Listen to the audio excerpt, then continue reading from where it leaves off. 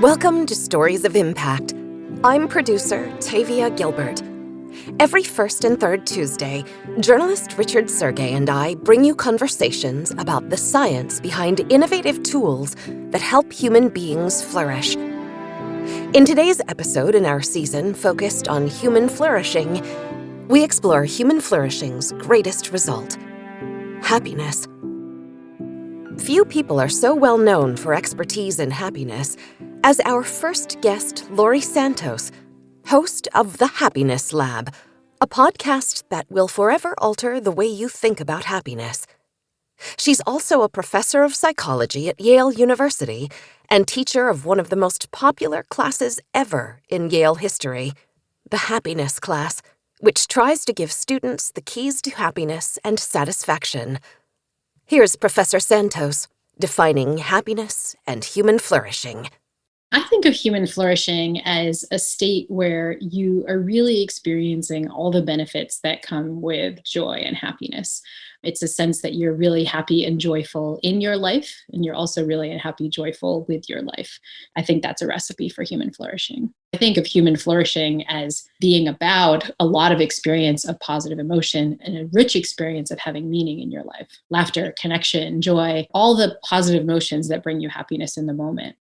And our second guest, Arthur C. Brooks, Harvard professor, PhD social scientist, prolific best-selling author, and columnist at The Atlantic, says, human flourishing is a big concept. The scientific way of talking about it is subjective well-being, and in the vernacular, we say happiness. This is an overlap between these three concepts: subjective well-being, human flourishing, and happiness. People from time immemorial have tried to define happiness, and they've done it in a million different ways. It's a prism that you turn over and over again. But if you look holistically at the literature, at philosophy, at history, and you take all things in balance, you could say that fundamentally we're talking about a blend of three things: enjoyment, satisfaction, and purpose. Human flourishing for me means getting as much enjoyment, satisfaction, and purpose as I can, given my genetics and circumstances. Brooks borrows a powerful and short definition of happiness. And I'll sum it up in the words of George Valiant, who ran an 80-year longitudinal study of graduates of Harvard University paired up with people that didn't go to college and from all different walks of life and demographics. He looked at 80 years of data and he said, I can sum up this entire study with 5 words: happiness is love, full stop. I think he's right. Santos, too, sees the virtues of flourishing through the lens of love. Having a love of learning, having empathic support for other people, having a zest for life, spirituality, bravery, temperance. They're just qualities that we know from long religious traditions and just our own intuition they're kind of just good, right? They're virtues. When we're exercising these character strengths, again, particularly the ones that we resonate with really well, those are the kinds of things that give us flow. Those are the kinds of things that cause us to experience joy at work. Those are the kinds of things that give us a broad sense that what we're doing is really meaningful. Why do neither Brooks nor Santos tie happiness and flourishing to material comfort or to personal achievement? Santos says, all the research shows that meaning and purpose are critical to human flourishing. I think the problem is where we find our meaning, where we find our purpose. Our mind gets it wrong. We have a ton of misconceptions about the kinds of things that are going to give us meaning in life. The happiness boost that you get from the perfect grade, from winning the lottery, from getting the perfect job, those happiness boosts are pretty short-lived unless they come with other things that give you purpose and meaning in life. Part of what I've tried to do in my class is to teach people the kinds of things that really lead to meaning and purpose and the kinds of things that don't. Santos teaches her students that happiness comes from the investment we make in relationships with others and in the relationship we have with ourselves. In fact, she says, we need both in order to be healthy humans. Social connection seems super critical to happiness. And the flip side is that loneliness, feeling disconnected, feeling like you don't belong, these are enormous hits on our happiness, enormous hits on our physical health, but also enormous hits on our mental health too. We like to think of physical and mental health as separate entities, but the research really shows that they're intertwined in ways we don't expect. Our well-being really affects our physical health, it affects our immune function, it affects whether our heart is under stress, but our mental health also seems to affect our performance. These things are really intertwined in ways we don't expect. A flourishing life includes social connection. It involves becoming more other-oriented, focused on how your life is affecting that of other people. But what about the flourishing of introverts? They don't want social connection, right? It turns out if you look at interventions that really make introverts a little bit more social, not like go to some huge party, but like chat with the barista at the coffee shop, what you find is that introverts get as much of a well-being boost from brief but intense social connections as extroverts do. Social connection really seems to be a thing that universally bumps up happiness, not just for some personality types, but maybe for all of us. Happiness and flourishing is really about other people. It's connecting with them, but it's also extending that compassion to yourself. It's a life of presence. And it's a life filled with lots of healthy practices, things like moving your body, things like sleeping enough, having that kind of temporal balance and time affluence. And those ingredients in particular, as far as we can tell, seem to be relatively universal, like nurturing yourself in the way you'd nurture a close friend.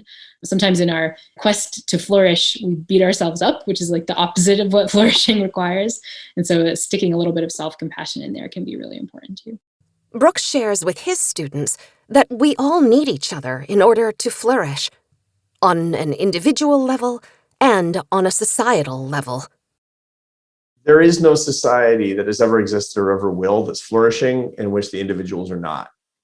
And, this is a mistake that we make again and again and over all throughout history, where leaders think that, you can get the best, most flourishing society when people are afraid or people are oppressed or people are living in poverty. And it's just not true. It's also true that you need to knit people together into a whole. There is an illusion of individuality across a flourishing society. One of the things that I often talk about with my classes is the idea of the aspen grove, where an individual flourishing aspen tree requires that the root system, which is common to all of the aspens in a stand, be healthy. So the two things are inextricably linked. The biggest mistake that government officials make is to think that we can have a good society where individuals are not flourishing. The biggest mistake that individuals make is to think that I can be fine when the rest of my sisters and brothers are not. Brooks says it's especially important for people in the West to understand how much we need each other. The Western focus is on the well-being of the individual, and that means we're at risk of missing the deeper meaning and purpose found in the collective. And in the West, where we have a tendency to think a lot about self-actualization, self-realization, and self-improvement, self, we think an awful lot about our happiness as well. We think about ourselves ceaselessly, exhaustingly, constantly about ourselves, but it's so boring. It's like watching the same television show over and over again, something that will take us to 40,000 feet, that will give us the perspective of the cosmos, that will help introduce us to the consciousness that can lie behind everything, whether it's traditionally religious or more spiritual or simply philosophical, as long as it's really expressed in wisdom and practiced, will give us that benefit. Brooks' recipe for flourishing includes 4 main ingredients. The main dishes in the happiness meal are faith, family, friends, and work. And what these things all have in common is love. Love for the divine, love for family, love through friendship. Brooks isn't saying that flourishing relies on religious faith, but rather an individual sense of spirituality. It does not translate into a belief in God. There are all kinds of practices that don't believe in God the way that I believe in God, but they all create an enormous perspective on life itself, which is the important aspect in bringing happiness. After faith, family is the next key ingredient in the happiness recipe. The saddest thing that I've seen recently is that 1 in 6 Americans have stopped talking to a family member because of politics in the last few years. That's such an error. That's such a happiness error. That should never happen. The family bonds that we have should be the most solid bonds that transcend all circumstance. It's the ties that bind, the kinship that can and should not be broken, the people that we can count on at all times of need and under all circumstances. These are not conditional. These are not elective. These are the love relationships into which we're born, into which we will die. They reliably bring love and happiness. And these are so important to people. And the reason is we have to be able to count on love. The third ingredient is those people who make up our chosen family, our closest friends. They're essential to our joy, fulfillment, and satisfaction. Friendship is so woefully underrated. We're in a society today that's suffering from an epidemic of loneliness. And the reason has everything to do with friendship. Friendship is constricting in the United States and indeed around the world. You find that people have fewer friends. More people are likely to say, nobody knows me well. You find that nearly half of people say that they don't have any close friends at all. And this has been decreasing for year after year. How sad that is, because the elective relationships that we have are often the deepest ones that we have. You find that couples that have deep friendships, even beyond the spouse, that these are the closest couples and the happiest couples. And beyond that, couples that consider each other to be their best friend are the most stable marriages. Friendship is just unreplaceable. Friendship in which we have a mutual love for something outside ourselves. We're not transactional with each other. We don't just admire each other. Finally, as integral as relationships are to our happiness, we need the last ingredient to complete the recipe for flourishing: meaningful work. Meaningful work is something I've studied for years as an economist and as a social scientist. And it's interesting because I've looked across income categories and education categories and professions, and I can't find differences across those distinctions with respect to happiness. Rather, there are only two dimensions that matter, which is service to others and a sense of earned success. Service to others and earned success. Earned success is the concept that your values and your passions and your skills are coming together around something, and you can accomplish something great, that you can achieve a state in which you are creating value with your life and value in the lives of other people. Service to others, the idea that my life makes a difference, my work makes a difference to lift other people up, and I know who they are and I know how it works. Love is expressed through the sanctification of our ordinary work in the service of others. If you believe that you're serving other people with your work, you believe that you're earning your success with your work, that work will be meaningful and it will be a source of enduring value and happiness in your life. Santos also reports that a commitment to being of service to others leads to a good life. You could think about the good life as a life where you're pursuing a good life in a moral sense, right? Like, I'm doing good for the world. The research shows that if you're engaging in practices that are helping other people, that's a thing that can lead to your own personal joy and therefore your own personal flourishing. So you achieve both things through having a life of purpose where you're helping other people.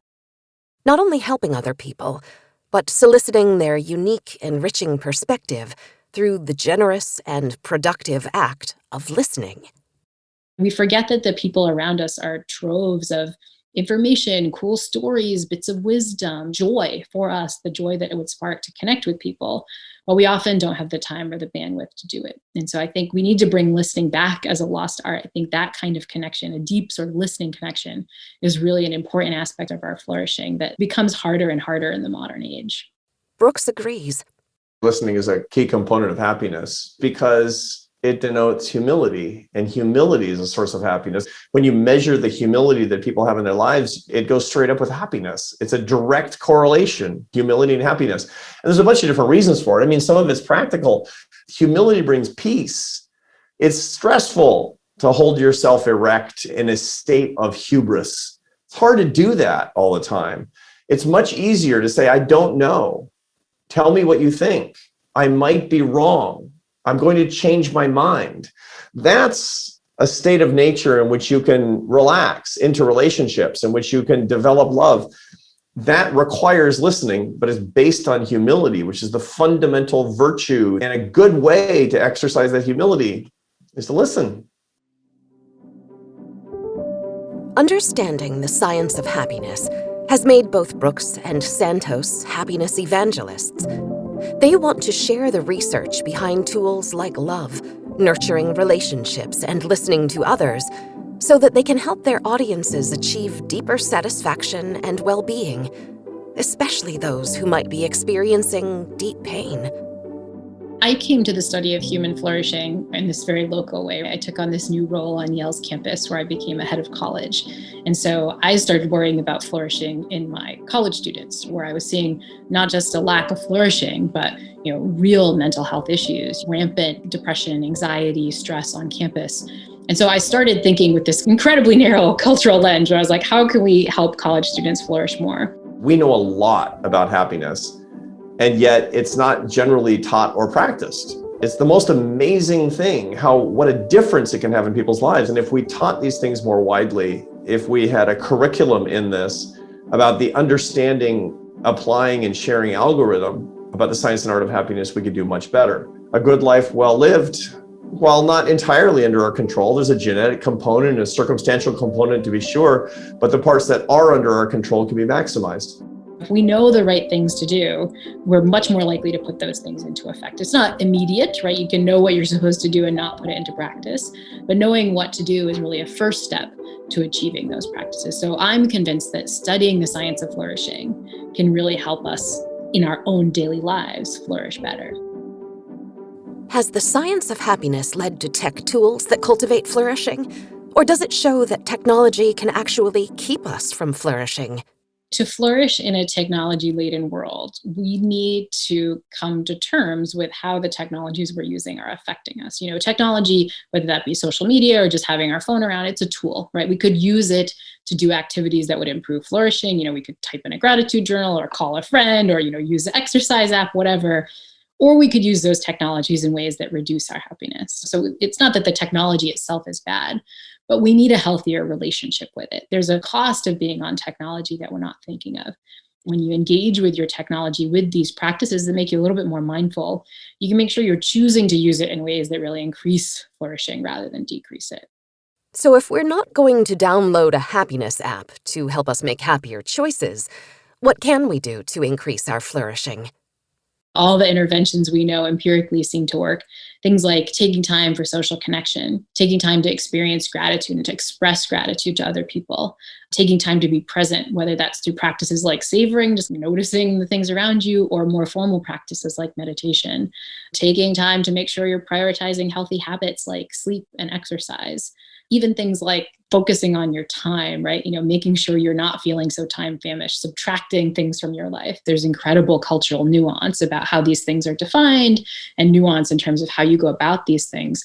But I think the recipe for a flourishing life is really one that seems to involve relatively universal ingredients. But what happens when, like Santos saw with her students, we're faced with adversity, illness, injury, loss? If we're suffering, if we're in need of help ourselves, doesn't that pain keep us from flourishing? The situations we face, the circumstances that befall us in life, they don't have as much of a clear impact on our well-being as we think.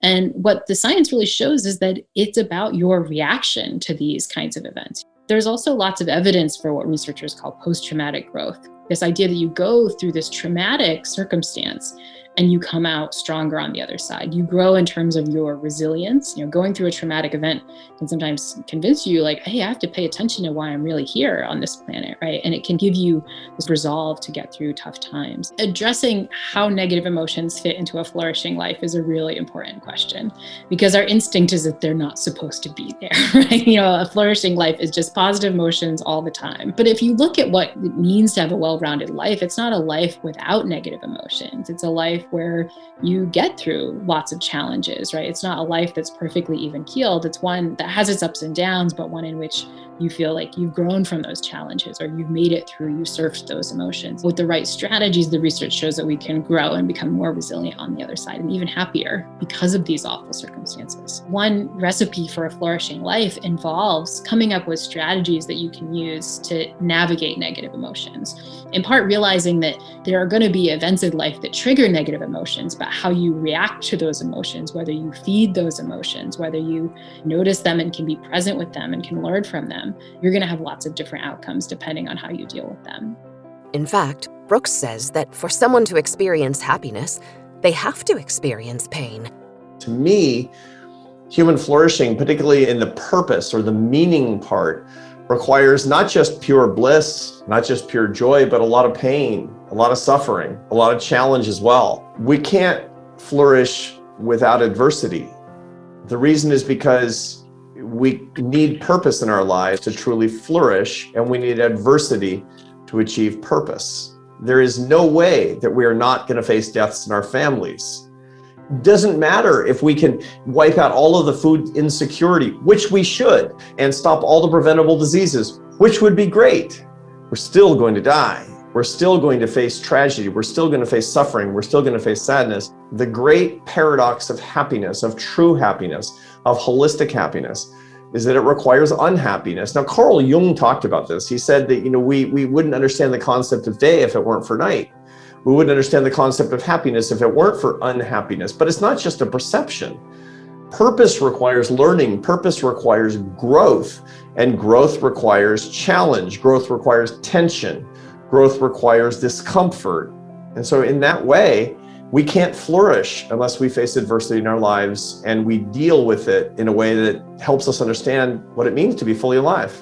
There's a wonderful body of literature that shows that it is only in the most stressful and traumatizing times in our lives that we learn the most about ourselves. When we face crucibles, when we understand what we're made of, when we're able to get beyond our problems, that's when we learn the most. That's when we're most fully alive. When you ask somebody, tell me about the meaning in your life and when you learned it, nobody will say it was that wonderful vacation to Disneyland. Never. It's important to keep in mind for me that happiness requires a good measure of unhappiness as well. So when I look at my own data, when I look at my own experience, when I look at my own life, I have to get down on my knees and be thankful for the challenges and the difficulties and the pain, because suffering is a very sacred thing. Though he believes in the sanctity of pain, Brooks is not ambivalent about fellow humans suffering from disaster or deprivation. And he certainly doesn't believe that the anguish some of our human family members face is ultimately a growth opportunity for them. We need to distinguish between growth and stress and embrace it as much as we can while trying to alleviate it for our brothers and sisters. We should not be calloused or numb to the suffering of other people that we can alleviate, particularly that which we can alleviate given the means at our disposal. That does not mean that we should alleviate all suffering or that we should medicate away all pain and sadness. But it does mean we need to continue to work to make sure that our sisters and brothers can be brought up to levels of economic and legal equality so they're not suffering unduly, and especially at our hands. But for those of us seeking happiness who do enjoy economic and legal equality, the science of happiness affirms that even though we will experience pain and suffering, if we intentionally commit to love and listening, if we seek meaning and purpose, if we embrace faith, family, friendships, and meaningful work, we can flourish. There's a very interesting concept called fading affect bias that we talk about as social scientists, in which we look at circumstances that were difficult, transitions, insecurities, challenges, even tragedies in our lives. And the more time that passes, the more likely we are to look back at these things and say, that was actually a good thing.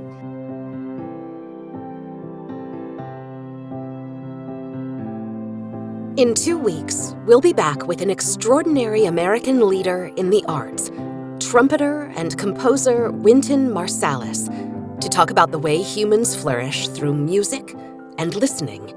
Here's a preview of Wynton Marsalis.